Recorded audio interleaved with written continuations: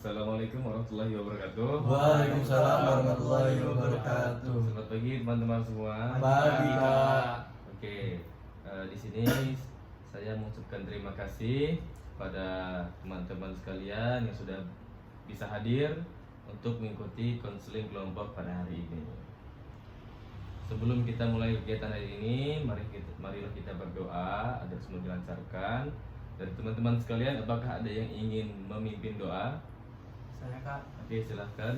Jadi sebelum memulai sesi konseling kelompok pada pagi hari ini, sebaiknya kita berdoa terlebih dahulu. Berdoa mulai.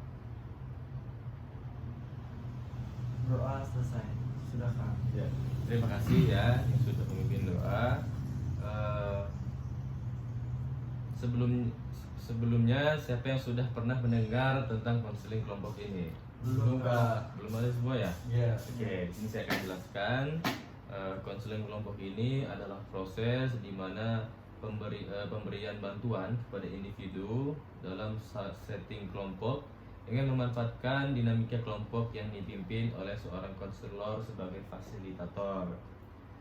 Di mana tujuan dari konseling ini kita berkumpul ya untuk melaksanakan konseling kelompok ini dengan membahas satu topik permasalahan dan kita cari solusinya bersama-sama dengan menekankan beberapa asas-asas konseling kelompok. Setuju? Setuju. Ya. Sebelum memulai konseling ini ada yang perlu kalian ketahui, di mana dalam konseling ini ada beberapa asas, di mana asas yang pertama ada asas kerahasiaan, di mana asas ini menekankan pada segala sesuatu yang dibahas dan muncul dalam kegiatan kelompok ini tidak boleh disebar luaskan ke luar kelompok. Yang kedua, asas keterbukaan, asas yang menekankan pada semua anggota kelompok ini harus terbuka dalam menyampaikan masalahnya tanpa adanya keraguan dan rasa khawatir dari anggota. Yang ketiga, asas kesukarelaan. Asas ini menekankan pada kesukarelaan anggota kelompok dalam menyampaikan pendapat, masukan, dan menceritakan permasalahannya tanpa adanya paksaan dari pihak manapun. Dan yang terakhir, keempat, ada asas kekinian. Masalah yang dibahas pada konsep kelompok ini harus bersifat sekarang. Apakah kalian mengerti? Mengerti. Baik, jika kalian sudah mengerti, mari kita berdiri atau duduk saja boleh dan berpegangan tangan bersama-sama mengucapkan janji dan ikuti apa yang saya sampaikan. Ya, silakan. Oke. Ya. Saya dengan ini menyatakan bahwa saya siap menerima, memelihara dan menyampaikan segala data atau keterangan yang ada dalam forum ini dan mematuhi asas-asas yang telah disepakati. Mengucapkan janji ini untuk mengetahui asas-asas. Kalian setuju? Setuju. Oke. Sebelumnya saya akan menjelaskan cara pelaksanaan kegiatan ini. Dan kegiatan konseling ini kita memiliki waktu 30 menit. Saya adalah ketua kelompok yang berperan sebagai konselor dan kalian sebagai anggota kelompok yang berhak mengajukan pertanyaan, mengutarakan masalahnya dan memberikan masukan kepada anggota lain yang masalahnya sedang dibahas serta mengikuti aturan dalam kelompok ini. Apa kalian paham? Paham. Ya. Ini pertama kalinya ya kita berkumpul untuk melaksanakan konsep kelompok ini agar kita lebih akrab dan nyaman dalam berbagi solusi dan permasalahan satu sama lain. Sebaiknya kita berkenalan dulu ya. Ya, dimulai dari siapa? Saya, Kak. Ya, silahkan. Perkenalkan, nama saya Robi Zudin. Saya beralamatkan di Pringsewu dan saya berkuliah di UIN Lampung jurusan PKBI. Oke.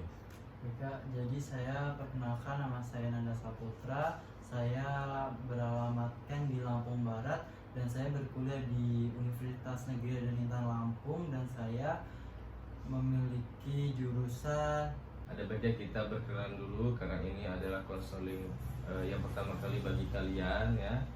Untuk itu silakan untuk memperkenalkan diri. Saya, Kak. Ya, silakan. Perkenalkan, nama saya Robi Zudin. Saya beralamatkan di Pringsewu dan saya berkuliah di UIN Raden Lampung jurusan PGRI. Oke, silakan. Oke, Kak, jadi perkenalkan, nama saya Nanda Saputra dan saya beralamatkan di Lampung Barat dan saya berkuliah di UIN Raden Intan Lampung dan jurusan saya itu BKPI Kak. Ya, Nanda panggilannya ya. Iya Kak. Silakan. Saya Reza Safalepi, saya beralamat Lampung Timur.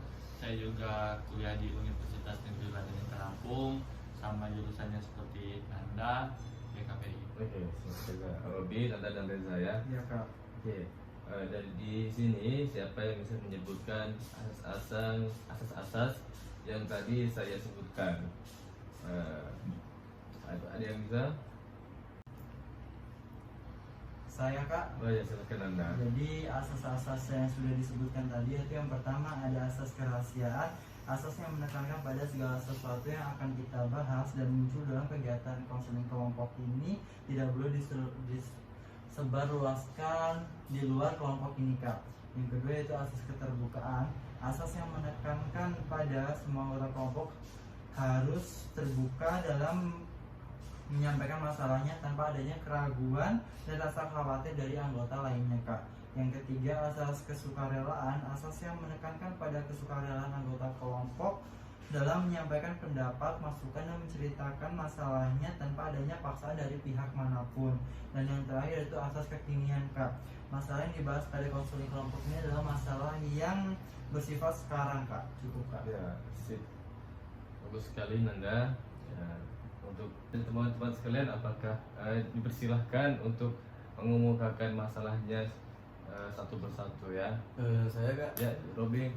kalau saya sih orangnya susah, gimana ya Kak? Saya emosian Kak orangnya itu Kak. Oke, oke.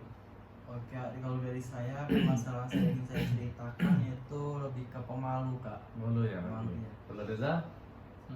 Kalau masalah saya itu Kak, kalau malam itu saya sering nggak tidur. Tidurnya itu pasti subuh sudah saya usahakan tapi masih Bisa aja. tidur ya, Reza ya. Oke. Nah, karena semua anggota sudah menyampaikan masalahnya satu persatu, sekarang kita sepakati topik permasalahan mana yang akan kita bahas pada konseling kelompok kali ini. Silahkan kemukakan pendapatnya dan rasionalnya milih topik tersebut. Topik Reza aja nggak apa-apa Kak. Topik Reza apa ya? Iya, Bagaimana? Apakah kalian setuju? setuju. Setuju Kak. Untuk Reza setuju untuk dijadikan topik pada pertemuan kali ini. Oke, silahkan Reza ceritakan lebih detailnya permasalahan yang sedang kamu hadapi saat ini. Untuk anggota yang lain, tolong dengarkan dan dengan baik dan dicatat ya. Kemudian pikirkan ide pendapat yang akan kalian berikan untuk permasalahan yang dialami Reza. Baik Kak. Silakan Reza. Saya itu nggak bisa tidur setiap malam itu bukan dengan sengaja Kak, tapi emang kayak nggak bisa tidur aja. Sudah saya usahakan, sudah saya taruh HP, sudah saya pejamkan mata, tapi masih nggak bisa tidur, merasa gelisah. Makanya kadang saya nonton HP sampai tidur, juga kadang biasa gitu, tapi kebiasaannya itu nggak bisa tidur sampai pagi. Oke. Sudah ya. Oke. Bagus sekali ya. Sudah kita dengarkan masalahnya dengan detail.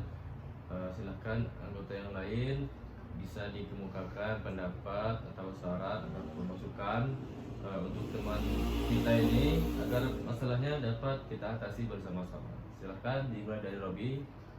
Kalau untuk saya sih, kalau bisa si Reja habis sholat isya agar melatih diri untuk tidur cepat Kak. Contohnya seperti bisa mematikan lampu atau sebelum tidur itu minum teh agar badan itu jadi rileks agar bisa tidur nyenyak. Itu aja sih Kak dari saya. Anda? Kalau dari saya akan menambahkan jawaban dari Robi dan masukan untuk Reja. Mungkin dari diri Reja itu kenapa dia tidak bisa tidur bisa dikatakan insomnia ya Kak ya. Karena ada beberapa faktor, itu mungkin dari pikiran Kak. Pikiran juga bisa memicu dia kurang tidur itu tuh susah Kak. Dan satu lagi faktornya itu tuh dari pola makan Kak. Bisa jadi pola makan tersebut, jika pola makannya tidak teratur dan ditambah pikiran dia terlalu, bisa dikatakan terlalu berat, mungkin tidur dia itu tuh bisa terganggu dan waktu tidur dia masih pendek, dan itu mengakibatkan ke kesehatan dia Kak. Jadi lebih ke pola makannya diatur lagi dan lebih merilekskan pikiran lagi sih Kak, supaya waktu tidur dia bisa lebih baik lagi Kak. Ya, bagus sekali ya dari kalian sudah mau mengemukakan pendapatnya. Bila ada yang belum jelas, silakan anggota yang lain bisa menanyakan pada teman yang mempunyai masalah ya.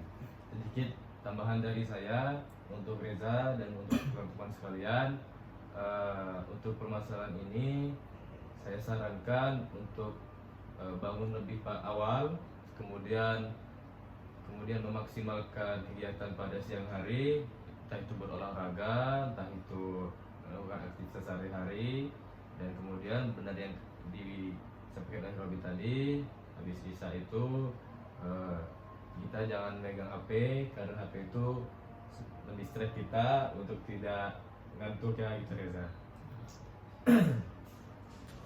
Terima kasih, berhubung waktu kita terbatas, kegiatan konseling kelompok ini akan segera kita akhiri. Apakah ada yang ingin ditanyakan?